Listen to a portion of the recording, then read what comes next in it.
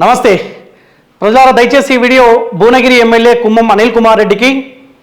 కుమ్మం అనిల్ కుమార్ రెడ్డి కంటే ముందు 10 సంవత్సరాల కాలం పాటు భువనగిరి ఎమ్మెల్యేగా ప్రాతినిధ్యం వహించిన పైలశేఖర్ రెడ్డికి, ఇక బీజేపీ కాబోయే ఎమ్మెల్యేలు అని చెప్పుకుంటా ఉన్న వాళ్ళకు కూడా దయచేసి ఈ వీడియో షేర్ చేసే ప్రయత్నం చేయండి. దానికంటే ముందు నేను రాత్రి పక్కా తెలంగాణలో ఒక ఆడియో రికార్డింగ్ అప్లోడ్ చేసిన, ఆ వీడియోను కూడా ఈ 3 పార్టీ సంబంధించిన నాయకులకు షేర్ చేసే ప్రయత్నం చేయండి. గ్రామ పంచాయతీ ఎలక్షన్స్ రాబోతూ ఉన్నాయి. అన్ని ప్రాంతాలలో అన్ని పార్టీలు బలపరిచిన అభ్యర్థులు ప్రచారం చేసుకుంటా ఉన్నారు. మేమంటే మేము గెలుస్తామని చెప్తా ఉన్నారు. సో నేను కూడా నా నియోజకవర్గమైన భువనగిరి నియోజకవర్గ ప్రాంతంలో కొన్ని ప్రాంతాలు తిరిగిన, కొంత టైం మాత్రమే ఉంది కాబట్టి కొన్ని ఏరియాలలో పబ్లిక్ని చైతన్యం చేద్దాం. 10 ఏళ్ల కాలం పాటు బీఆర్ఎస్ పార్టీ ఏం చేసింది, ఈ 2 ఏళ్ల కాలంలో కాంగ్రెస్ పార్టీ ఏం చేసిందన్న ఆలోచనలో భాగంగా కొన్ని ఏరియాలు తిరిగే ప్రయత్నం చేసిన. ముఖ్యంగా ఇంద్రియాల ప్రాంతం గ్రామ పంచాయతీ కోసం నేను అక్కడికి వెళ్ళినా, అక్కడ మా ఫ్రెండ్ పోటీ చేస్తూ ఉన్నాడు. ఆయన గెలవ ముందుకే చాలా సేవా కార్యక్రమాలు చేసిండు. గెలిపించుకుంటే ఇంకా ఎక్కువ సేవా కార్యక్రమాలు చేసుకునే అవకాశం ఉంటుంది, చేసే అవకాశం ఉంటుందని చెప్పి పబ్లిక్ని చైతన్యం చేసి వచ్చిన. సో నేను ఇండియాలోకి వెళ్తున్న క్రమంలో జలాల్పూర్ నుంచి కొంత లోపలికి వెళ్తే మెహర్ నగర్, తుర్కగూడెం అని కూడా కొంతమంది పిలుస్తూ ఉంటారు. ఈ 2 గ్రామాలు నాకు కనిపించినాయి. సో అక్కడ కూడా కొంతమందితోటి మాట్లాడే ప్రయత్నం చేసిన. నేను స్పెషల్గా మెహర్ నగర్ ఈ గ్రామ పంచాయతీ గురించి మాట్లాడదలుచుకున్నా. సో నేను అక్కడికి వెళ్ళగానే చాలామంది నా దగ్గరకు వచ్చారు, ఈ సమస్య ఉందన్న చెప్పినారు. అట్లీస్ట్ ఆ మెహర్ నగర్ జలాల్పూర్ నుంచి ఒక 4-5 కిలోమీటర్ల లోపలికి వెళ్ళాలి, పోచంపల్లి నుంచి ఒక 10 కిలోమీటర్లు వస్తుంది అనుకుంటా. ఆ మెహర్ నగర్లో ఎవరైతే చదువుకుంటా ఉన్నారో, స్కూల్ పిల్లలు కావచ్చు, కాలేజ్ వాళ్ళు కావచ్చు, లేకపోతే ఎవరైతే మెహర్ నగర్లో నివసిస్తున్న ప్రజలు ఎవరైతే పోచంపల్లికి రావాలన్నా లేకపోతే హైదరాబాద్ పోవాలన్నా జలాల్పూర్ మెయిన్ రోడ్ వరకు వాళ్ళ సొంత వాహనాల ద్వారా రావాలి, లేకపోతే నడుచుకుంటున్నా రావాలి. ఆడ మోడల్ స్కూల్ ఉంటుంది. ఆ మోడల్ స్కూల్ బస్సు కూడా ఆ జలాల్పూర్ దాకానే వస్తుందంట. ఆ స్కూల్ పిల్లలు కూడా మెహర్నార్ నుంచి జలాల్పూర్ మెయిన్ రోడ్ దాకా నడుచుకుంటూ వస్తారంట. మెహర్నార్ నుంచి జలాల్పూర్ వరకు ఒక్క ఇల్లు కూడా కనిపించదు. మొత్తం ఒక అడవిని తలపించేలాగా ఆ ప్రాంతం ఉంటుంది. ఏదైనా ప్రమాదం జరిగే అవకాశం ఉంటుంది కదా అని చెప్పి నేను అక్కడ మాట్లాడినా. ఆ మెహర్నార్ నుంచి జలాల్పూర్కి వస్తున్న ఆ మార్గ మధ్యలో మీకు చిన్న ఒక మూసి వాగు కనిపిస్తూ ఉంటుంది. గట్టిగా వర్షం పడితే ఆ వాగు రోడ్డు నుంచి రావడం వల్ల రాకపోకలు బంద్ అవుతాయంట. బంద్ కావడం వల్ల మళ్ళీ ఒక 5 కిలోమీటర్ల చుట్టూ తిరిగి పోచంపల్లికి వెళ్ళాల్సిన పరిస్థితి అంట. నేను అక్కడ మాట్లాడినా, 10 ఏళ్ల కాలంలో పైలశేఖర్ రెడ్డి అక్కడ బ్రిడ్జ్ వేయించలేకపోయిండు. మరి కుమ్మం అనిల్ కుమార్ రెడ్డి 2 ఏళ్ళు అవుతా ఉంది నువ్వు గెలిచి, ఎందుకు బ్రిడ్జ్ వేయించలేకపోయినావు? అక్కడ రోడ్డు కూడా మొత్తం ఆగమాగం ఉంది. కొంత ఏదో సీసీ రోడ్డు వేసినట్టును ఎందుకు వేయలేకపోయినావు? కొంత ఏనికి ఎందుకు ఇబ్బంది అయింది? 2 సంవత్సరాలు అవుతా ఉంది కదా, ఏం చేస్తూ ఉన్నావు?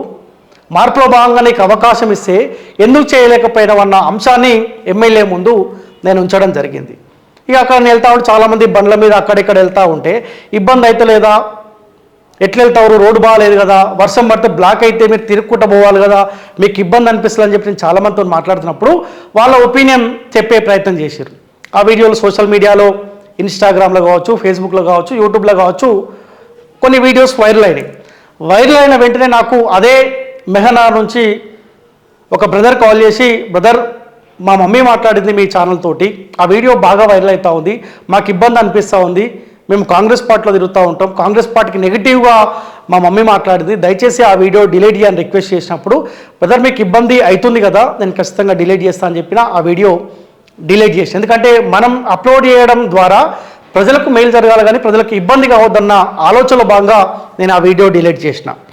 ఆ వీడియో డిలీట్ చేయగానే నాకు నిన్న రాత్రి 9 గంటల తర్వాత ఒక 5-6 నెంబర్ల నుంచి నాన్ స్టాప్గా అదే మెహర్నార్ గ్రామానికి సంబంధించిన కాంగ్రెస్ పార్టీ కార్యకర్తలు, కుమ్మం అనిల్ కుమార్ రెడ్డి భువనగిరి ఎమ్మెల్యే మనుషులు, ఆయన ఆన్సర్లు తాగి నాకు ఫోన్ చేసి కొంత అసభ్యకరంగా వాళ్ళు మాట్లాడడం జరిగింది. ఆ ఆడియో కూడా నేను పక్కా తెలంగాణలో అప్లోడ్ చేసినాం.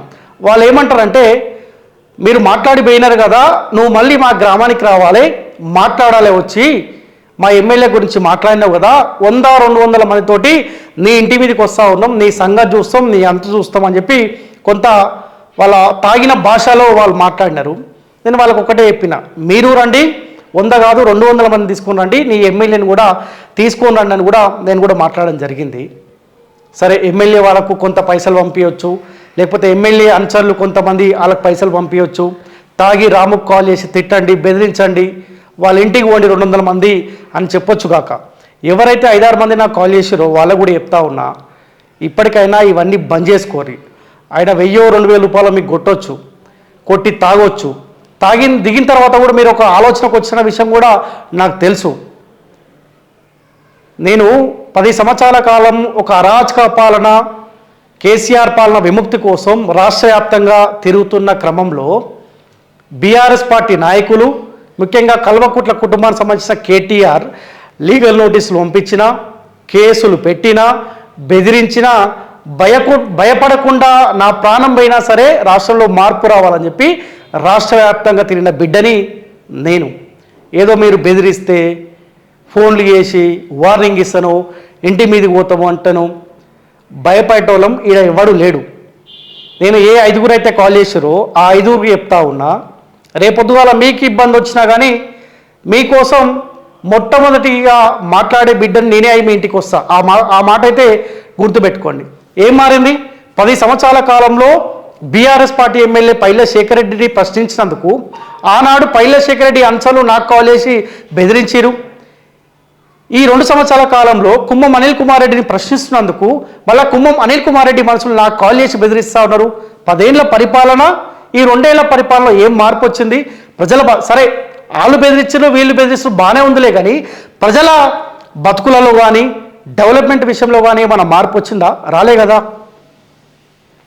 నేను చెప్తా ఉన్నా, కుమ్మం అనిల్ కుమార్ రెడ్డి గారు కూడా చెప్తా ఉన్నా, మీరు ఏపిచ్చిరా చేపిలేదా నాకు అనవసరం. మీ మనుషులు, మీ కాంగ్రెస్ పార్టీ కార్యకర్తలు నాకు ఫోన్ చేయించి బెదిరించే ప్రయత్నం చేస్తూ ఉన్నారు కదా. ఒక మాట చెప్తా ఉన్నా, రాబోయే రోజులలో, సరే ఇప్పుడు టైం తక్కువ ఉంది కాబట్టి భువనగిరి మొత్తం తిరగలేకపోయినా 100% చెప్తా ఉన్నా, ఆనాడు నేను చెప్పిన అసెంబ్లీ ఎలక్షన్ల టైంలో ముస్తాలపల్లి గ్రామంలో 10-15 నిమిషాలు మీరు మాట్లాడుతూ ఉంటే అక్కడ ఉన్న పేద ప్రజలకు, చదువుకోని వాళ్లకు అర్థం కాకపోతే నేను మైక్ తీసుకొని నా భువనగిరి ప్రజలకు అర్థమయ్యే రీతిలో నేను మాట్లాడిన ఆ వీడియో రాష్ట్ర వ్యాప్తంగా వైరల్ అయింది. మార్పు రావాలి, పైల శేఖర్ రెడ్డిని ఒడగొట్టే బాధ్యత నాది అని చెప్పినా ఒడగొట్టిన. ఇప్పుడు చెప్తా ఉన్నా, రాబోయే ఎలక్షన్లలో ఇటువంటి చిల్లర వేషాలు కనుక కుమ్మం అనిల్ కుమార్ రెడ్డి మనుషులు కనుక వాళ్ళ అంచెలు కనుక బంద్ చేయకపోతే రాబోయే ఎలక్షన్లో 100% చెప్తా ఉన్నా, కాంగ్రెస్ పార్టీని ఖచ్చితంగా ఒడగొడతా. భువనగిరి నియోజకవర్గంలో ప్రతి గ్రామాన్ని టచ్ చేస్తా, ప్రతి గడపని టచ్ చేస్తా. ఎమ్మెల్యే గారు నీ మనసులోకి చెప్పుకోండి, మీరు పైసలు పంపించి తాగిపిచ్చి తినిపించి వాడిని బెదిరించండి అంటే ఇక్కడ భయపెట్టాడు ఎవరు లేడు. నీ కోసం ఓటేయలే భువనగిరి ప్రజలు, కుమ్మం అనిల్ కుమార్ రెడ్డి కోసం ఓటేయలే. పైల శేఖర్ రెడ్డి ఆనాడు ఓడిపోవాల్సిన అవసరం ఉంది. నేను తిరిగిన భువనగిరి మొత్తం ప్రతి గ్రామాన్ని తిరిగినా మార్పు రావాలి, పైల శేఖర్ రెడ్డికి ఓటేయద్దు అని చెప్పిన. ఒకసారి ఆ వీడియో కూడా ప్లే చేసే ప్రయత్నం చేస్తే ఒకసారి ఆ వీడియో కూడా చూసే ప్రయత్నం చేయండి. ఒక మాట చెప్తా ఉన్నా, కాలోజీ టీవీ రాముగా ఇక్కడ పార్టీ దగ్గర మాట్లాడాల్సిన సందర్భం కాకపోవచ్చు. నేను ఈ భువనగిరి బిడ్డని, నాకు తెలుసు ఎవరు ఏ సమస్యలతో ఇబ్బందులు పడతా ఉన్నారో. భువనగిరి కొండలు గుట్టలు ఏ నాయకుడు కూడా గతంలో ఓడిపుట్టలేదమ్మా. కొండలు గుట్టలు మొత్తం అన్యాక్రాంతం అవుతా ఉన్నాయి. దయచేసి ఒక మాట అయితే చెప్తా ఉన్నా, బీఆర్ఎస్ పార్టీకి ఒక్క ఓటు కూడా పడద్దమ్మా. మీరు ఏ పార్టీ కన్నా ఓటు వేసుకోండి కాక, బీఆర్ఎస్ పార్టీకి ఒక్క ఓటు కూడా పడద్దు. మన జీవితాలు ఆగమైనాయి, మన పిల్లల జీవితాలు కూడా ఆగమయ్యే అవకాశం ఉంటుంది. ఆవేదనతో చెప్తా ఉన్నా, ఇక్కడ మాట్లాడాల్సిన సందర్భం కాకపోతే కాక ఇంకోసారి కల్వకుంట్ల చంద్రశేఖరరావు అధికారంలోకి వస్తే కనుక మన బతుకులు ఆగమైతే. దయచేసి నిరుద్యోగులు మొత్తం మీ కుటుంబ సభ్యులని మార్చుకుంటే మన బతుకులు మారే అవకాశం ఉంటుందన్నా. పెద్ద ఎవరో వచ్చి పోరాటం చేయాల్సిన అవసరం లేదు.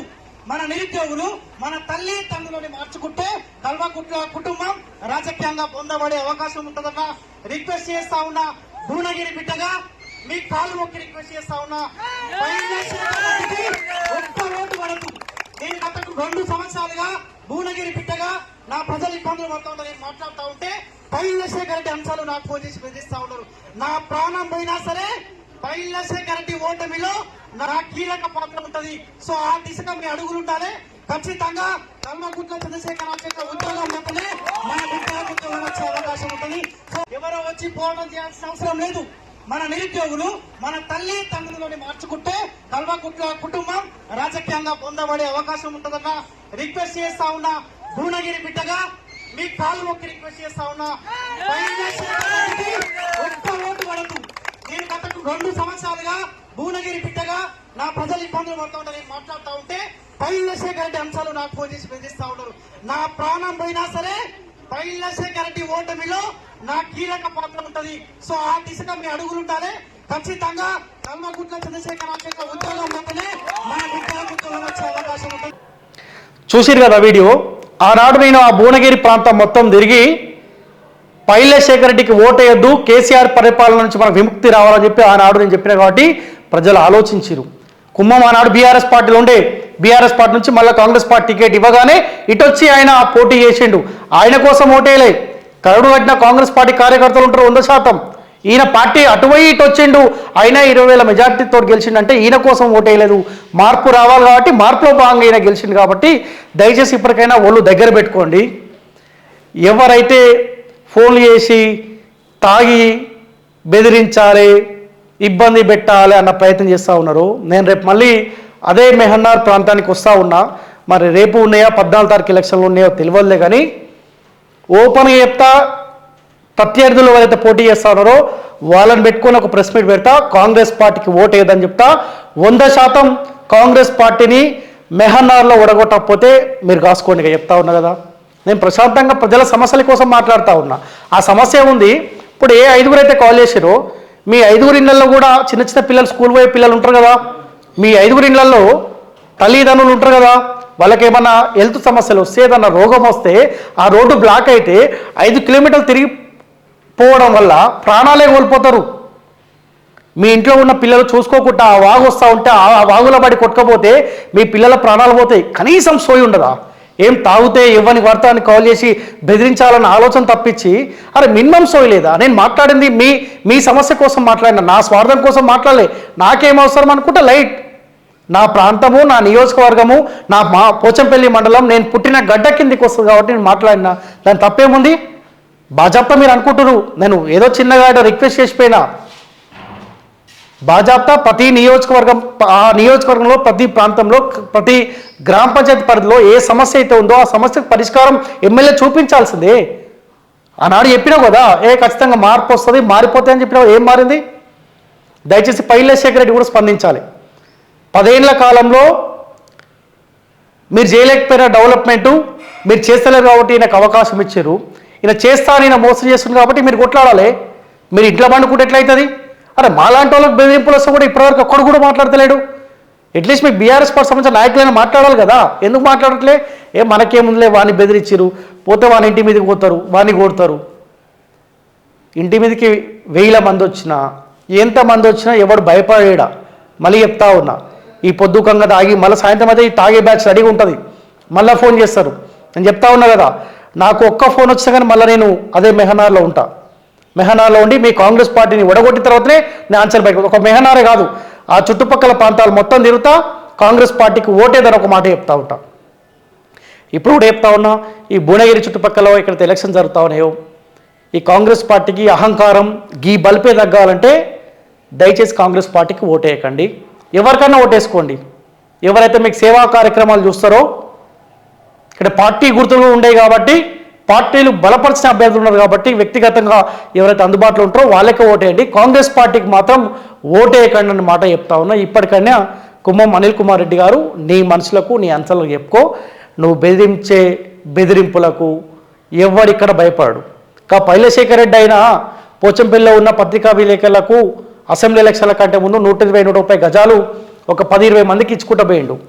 ఏనాడైనా నీ దగ్గరకు వచ్చి నేను మాట్లాడుతూ ఉన్నా, నీ గెలుపు కోసం నేను పనిచేసిన, మార్పు కోసం కీలకంగా పనిచేసిన, జర్నలిస్టులకు ప్లాట్లు ఇచ్చిరు నాకు ఇవ్వండి అని నన్ను వచ్చి మీ దగ్గర అడగలే కదా. పోనీ నాకు ఈ సహాయం కావాలి, గెలుపు కావాలని చెప్పి మీ దగ్గరకు వచ్చినా రాలే కదా. నువ్వు గెలిచినప్పటి నుంచి నిన్ను గెలవలే. నాకు అవసరం లేదు. నేను ప్రజల మేలు కోసం పనిచేస్తూ ఉన్నా, నా ప్రాంతం కోసం పనిచేస్తూ ఉన్నా, నా ప్రజల బతుకుల మార్పు కోసం పనిచేస్తూ ఉన్నా. ఏ మార్పులో భాగంగా మీరు హామీలు ఇచ్చారో ఆ హామీలు నెరవేర్చమని నేను మాట్లాడుతూ ఉన్నా. దాంట్లో తప్పేముంది? 100% నేను పుట్టిన గడ్డ కోసం బాజాప్తా మాట్లాడతా. మార్పులో భాగంగా ఏ హామీలు అయితే కుమ్మం అనిల్ కుమార్ రెడ్డి ఇచ్చిండో 100% ఆ హామీలు అమలు చేయాల్సిందే. చేయకపోతే బాజాప్తా భువనగిరి ప్రాంతం మొత్తం తిరుగుతా, కాంగ్రెస్ పార్టీ ఓటమి కోసం కీలకంగా పనిచేస్తానన్న మాట చెప్తా ఉన్నా. ఇప్పటికైనా బంద్ చేసుకో అని కాంగ్రెస్ పార్టీ నాయకులకు చెప్తా ఉన్నా.